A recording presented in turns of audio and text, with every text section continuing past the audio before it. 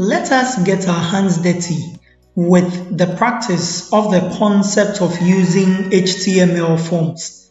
So the first thing we do is to create a new HTML file and name it forms.html.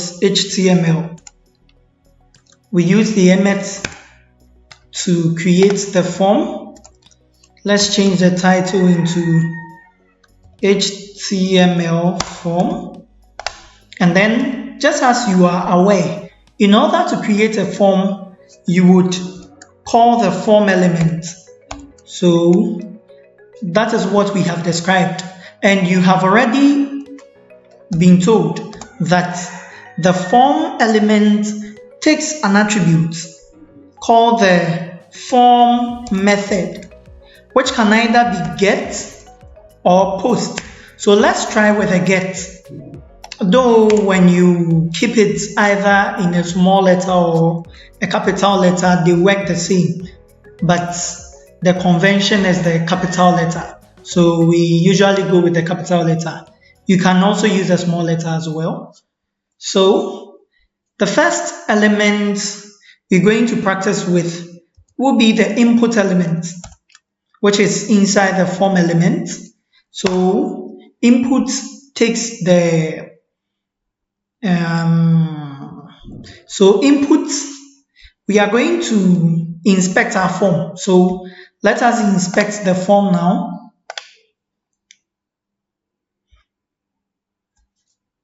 So we can see that there is a box here. So we can add a placeholder, which will be a shadow text that is going to be displayed in our form or inside our form elements.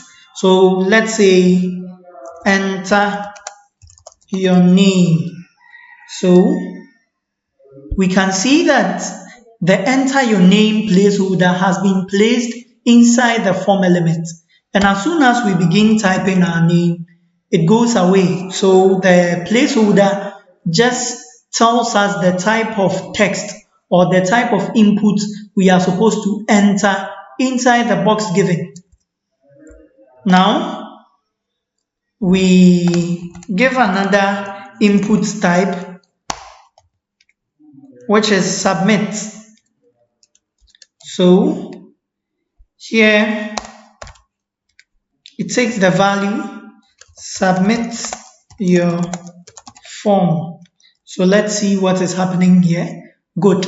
So we now have one input element, which is with the placeholder enter your name, and then another input element which is actually acting as a submit button. Let us pay attention here. So I would maximize this. We are going to enter our name. So assuming the person is Kofi Mensah, we submit. Let's take that again. Kofi Mensah, we hit enter. So it means our form has been submitted. We were expecting to see something in the URL, okay? But before we see that, we have to specify this attribute as well, and which is action. Just as you are already aware, action is supposed to be the file that is going to process whatever input you give. And so we have specified the action as a blank file. So what this is going to do is that it is going to send the form element back to the page for processing. So when we come here and we enter Kojo Mensah, we press enter. Let's go again. Let's specify the action. Okay, there's something we are missing out here, which is the name attribute. So this form is supposed to take a name attribute, which is supposed to be, let's say, your name. Good. So right now, if we enter the form or if we submit the form, it's going to submit. So Kofi Mensah, we submit. You can see that it is working now. So you can see forms.html, that is the HTML document we are working with. And then after the question mark, you can see the name that we specified, the name of the input element, and then the name that we added, which is Kofi Mensah. So you can see that with this place, any space is replaced by the plus sign. So let us try another name. Let's try Amma and then submit. So you see, after submitting the Amma, we can see Amma has been passed to the browser. Why is that working this way? It is because we have specified the method as get. Just as you are already aware, the get method sends the responses you have given to the browser before it goes to the server. This method is not really secured and so cannot be used when collecting very sensitive information from the user.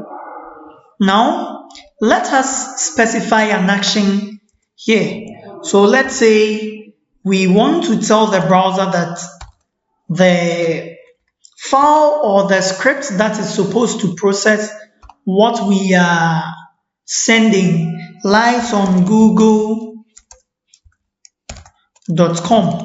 So it means that the name is going to be submitted to google.com. And let's see how that is going to work. So we clear this and then reload. Let's say the name is Kofi Mensah again, and then we submit. So we are not connected to the internet at this point, but as soon as we connect to the internet, it is going to take us to google.com because that is where we have specified that our script that is supposed to process our form lies. So let's try connecting to the internet and then see if our script. Good. So you can see that the Kofi Mensah has been sent to google.com because that is where we specified in our form action. Now, the next thing is that we are going to practice more. Let us now look at the post method. Let's see how the post method works. So let's go back and see what would happen if we specify our post method.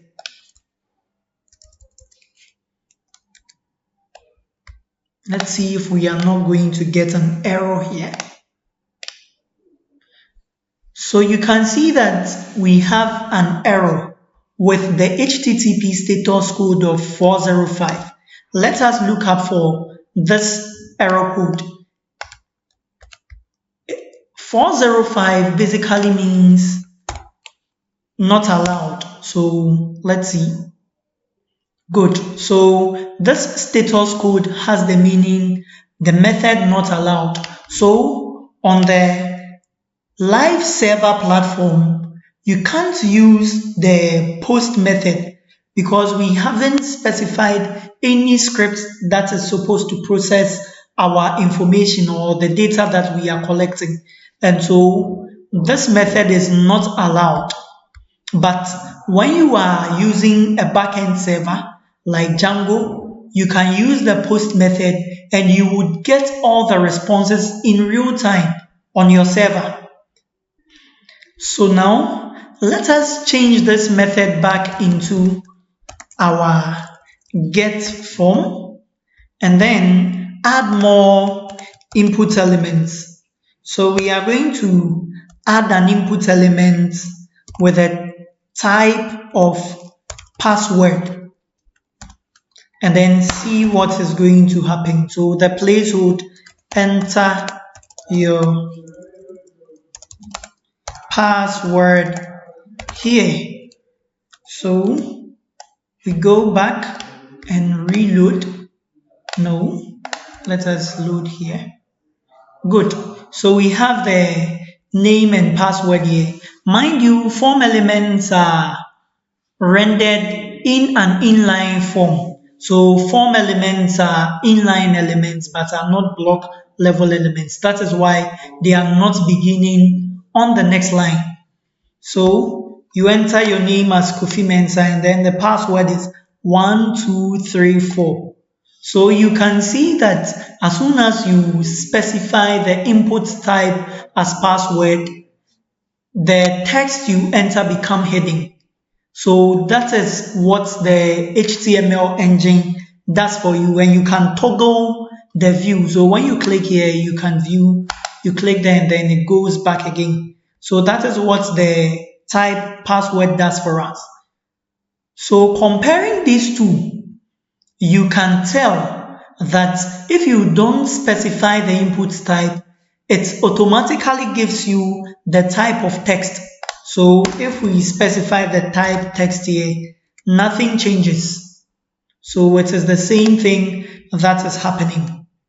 Looking at this form that we have, you can see that you can specify the name and then without specifying the password, when you click, it still submits. So it is only the name that goes. We can make the password a required field such that if the user does not enter the password, the form would never be submitted. So let us try that. We try this, or we specify this using the required keyword. So when we specify required here, let us add the name so your password. So we enter only the name. Let us try submitting the name without the password and see what happens. So the system or the browser is telling us that we require the password in order to submit. So when we click submit, this will still yield at us until we specify a password. So let us enter any password at all, and now we'll be able to submit the form.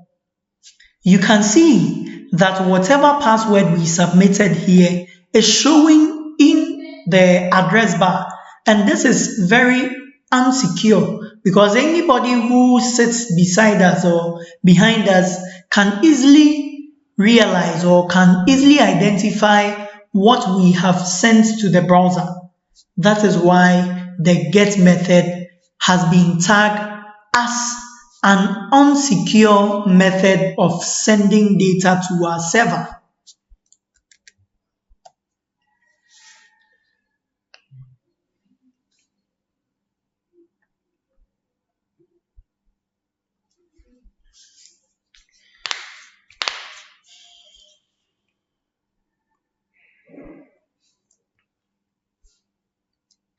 There are also times that we may not have to use the placeholder, but rather the label element. So we can specify a label here, label for, and then this is an attribute. And so let's get it done well. So this is an attribute, and so it takes the ID of the element we are specifying. And so this is a label for our name element. So we specify an ID here. The ID may be called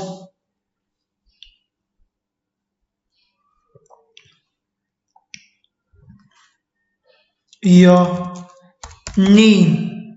Mind you, the ID may be different from the name attribute here. So let me even change it into your name ID. So we are specifying that, and we put your name ID here. Let us see why the label is important. Okay, the label is still not working. Yes, so the label takes the text here, so we add a text with enter your name. Yeah, so it's going to work now. Good, so that is the label. One real importance of the label is that when you click the label, the element focuses automatically. So instead of having to go and click inside the element, whenever you click the label, it focuses automatically and then you'll be able to type your information inside the input element. Mind you, you have to specify the ID given to your element, not the name. So let's try specifying the name rather and see if the element will still be focused. So let's try that. You can see that when we click the element, it doesn't automatically focus this input element for us because it is not targeting any input element. Just as you have been told, the 4 attributes in the label element targets the ID of the input element but not the name. The name is very important when you want to get the element to process its value, just as the name specified here is what shows in the address bar of the browser, but not the ID of the element. So they play different roles. Name is basically used for processing, for getting the value of the element, whilst the ID can be used for styling or can be used to attach to the label so that it can easily be identified or targeted by the label element. So now let us explore more other input elements. So let's add a line break here to make things very nicely presented, and then another line break here, and then let's try another one. Let's now try the input element radio buttons. So to specify that, we go to input, type radio. So we specify that, and then let's design a like-head scale, which is the kind of scale that gives us options like agree, strongly agree, neutral, disagree, and strongly disagree. So let us create 5 inputs and then with a label. So label for, let's say, radio strongly disagree. So it means that we have to specify this as the ID of the first. So the ID is strongly disagree, and then we move. We put a line break. No, let's leave the line break for now, and then specify the other ones as well. So we can copy and paste here. Let us open these up.